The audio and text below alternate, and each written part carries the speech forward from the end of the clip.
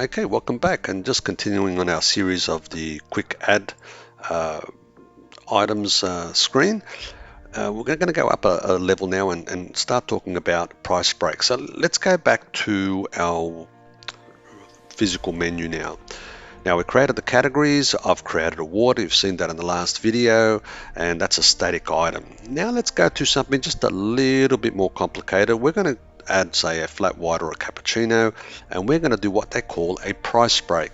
Now a price break means an item that's sold in different forms. So you can have a cappuccino in a small, regular, large, or you can have it as a dine-in or takeaway separated, or you can just basically have it as a cup or a mug. It's up to you, but they're just different ways and different sizes that we can actually sell the same product. For example, in the liquor industry, we would have a case of beer. We could sell that as a 6-pack, a 4-pack, 2-pack, and it's individual bottle. In a grocery store, you could have a pack of 10 boxes of tissues and have individual boxes. They're different price breaks, but always relate back to the one item. So price breaks are a very integral part of the system. And this is where things get a little bit tricky, because you need to let the system know that you're going to have multiple prices for that one item. So how do we do it? Let's start with the very basic. Let's do a coffee. So I'm going to create a new item. Now you saw how I created the waters, nice and easy, static items. Now I'm going to create a price break. So let's go flat white. Flat white. Okay, this is going to be in my, now if I want to tally just coffees, I would put this down as a coffee. If I want to just group all my coffees and teas together, and I would call that hot drinks. In this case, I want to tally all my coffees, so I'm going to call this category coffees or coffee. Subcategory, like I said, in convenience stores, grocery stores, I use this to put the supplier name, so then it's easy to search a supplier and get all their items, and it's easy to place orders and receive orders and put invoices in and update your stock. Group is for printers. Now I want to make this print to the coffee printer, which I don't know, I think we'll call it bar, and we'll call this coffee printer number 3. Now, whatever we type there is just for us to know what it is. The slash is what it looks for as a printer number. So if I wanted to print it at the barista number 3, I could just go /3. If I wanted to print it on number 3 and number 4, let the coordinator know as well, I'd put /4. The system will know every time it sees a slash, the next number after it is the printer. Okay, so we'll just leave it at 3 in this case. This is a beverage, so we're going to set this up as a beverage, and this is now going to be our small. And our small sells for $3.50. Coffee includes GST, it's standard. So here we go, this is the first main item of the coffee. We've got a flat white now created in the coffee category. It's a beverage, it's our small size, and it sells for $3.50. But I also have a large size, so this is where the price breaks come in. And on the right hand side here, you'll see some tabs with different settings. We're going to set up price breaks for this particular item. So I'm going to create my large over here. So large, my large, I'm only selling them in 1 cup at a time. My large is $4.50. And that's my large. So now I have a small and my large as a price break. Now, this is the tricky bit.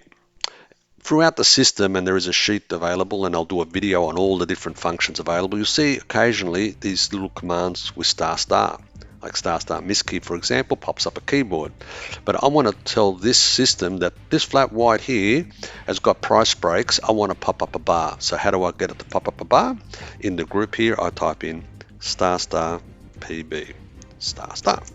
So this tells the system, pop up the bar and when I hit the flat white and determine if it's a small or a large. We'll go out and we'll have a look how that reacts in a minute. We'll put it onto the button so you can see how we place these items on the buttons, and you can see how they react from the front screen as well. Okay, so that's basically how your price breaks work. We've got to make sure we put our price break command in there. We put in our small size is the main one. Then the next one will be the large. Then you can have extra large, you can have mug, you can have whatever you like. You've got 6 variations in total, 5 extra price breaks, and that covers 99%, and in fact most of the time it'll cover everything. We do have what we call multiple force modifier pages, which then if you can have up to 49 options that you can choose for the one particular item. So it works off the same. So you really have no limits, and there's a lot you can do, but this is the very basics of how the price break works. So now I'm going to add this to my list, and there you can see I've got my flat white coffee. It's a beverage. There's the printer it prints to. It's a price, got a price break, which means it's got other prices, and that's my small at $3.50. Okay, let's put this water and this coffee on my menu. So what links the quick add to the buttons is this number here, your item code. That's unique for every item. So if I'm going to link my flat white into a button, I'll need to know what this number is here, 6140. Okay, so let's go back. Let's dial up our menu that we started working on the other day, the other video, sorry. Refresh, there's our coffee and soft drinks. We've got no coffee. So let's go back and have a quick squeeze, go to the end. It's 6140. I'm going to follow my steps here, and this is how easy it is to put buttons on. Follow the steps. Step 1, pick our category. Step 2, pick our button. And there we are at 01, as I was saying before. Type in our item code, 6180. Oop, nope, that's I picked the wrong number. Let's go back. Sorry, 6140. Okay, so if I go step 1, 6140. And it's good that you can see I'm human. Everyone makes mistakes. Don't panic. The most important part here on step 3 is that it actually shows you what it displays on the button. Now you can change the name of this and it won't affect what gets printed on the printer, because what gets printed on the printer is what's on here. Okay, so again, remember they're separate. We can label our shelf differently to what the product actually is. So let's go back, 6140. So I'm going to click on my coffee, button 1, 6140, and a common mistake is people forget to press enter here. You need to press enter because it'll search to find your flat white, and there it is, it's found it. Now we don't have to worry about step 4 in this case because we're not going to attach a barcode or anything for one of the sub products. We're basically just going to pick a color. Step 5, here we go, and we'll give it a nice bright orange. And step 6, it views it, that's what it looks like on the button. 7, we saved it. So now we've got our flat white on our coffee menu. It's as simple as that. Let's go to our soft drinks. We touched base on this before about the buttons being numbered.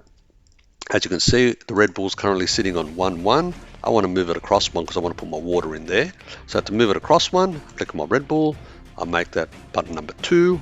I save it, and you can see it moves it now to button number 2. So now here I can place my water. Let me go back and have a quick look and see where my water is. It's number 6120. So I'm going to click on the button here, type in 6120, enter. There's my water. I'll give it a nice watery color, blue, save. Voila. So now I've created a flat white, and I've created a couple of static buttons here on the soft drink side as well. How it reacts as a live menu, let's go have a look. Let's log out of the main, the back office. Let's go to our main screen. We'll log in as our staff member, and this is what the staff member will see.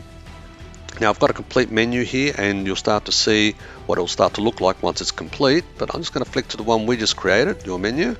There it is there. There's our coffee, flat white, and how do we like it, small or large? I'm going to have a large one. As you can see, it notes it as a large, puts in the price. There's our static products, water, and our Red Bull. And I'll go back, grab another flat white if I want. I can go small. If I go flat white as well, small, it'll automatically accumulate that. I would turn this feature off on a cafe because most of the time they're all going to be separate, and your barista may get confused when he starts to see 2 flat whites and then you've got 1 flat white with a small that's got a sugar and so forth, because you've got all the options. So this is the very basics and the very foundation. As you can see, this is how it reacts. That's your price break that pops up, and there's all the other 5 compared to your main one. Sorry, there's 1, 2, 3, 4, 5, 6. So you've got them all there lined up, left to right, and if I cancel, it cancels that item altogether. Okay, so that's how your price breaks work. That's how your quick add price breaks work, nice and simple. That's how you can put your buttons on, very simple. You now have enough information to start putting your menu together. You can see it really isn't that difficult. The next one we'll touch base on modifiers. What's the difference between modifiers and modifier pages? So thank you for listening.